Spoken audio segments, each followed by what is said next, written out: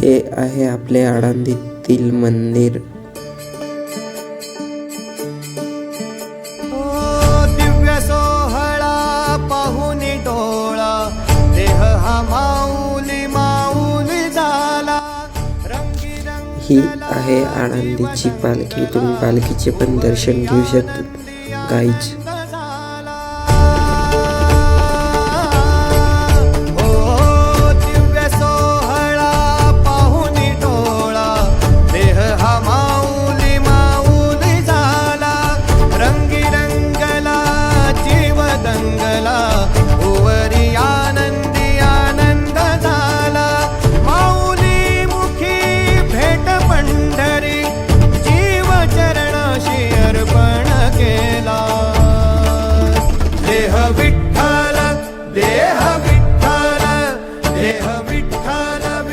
हे आहे मंदिरातील आतून दर्शन घ्यायला आपण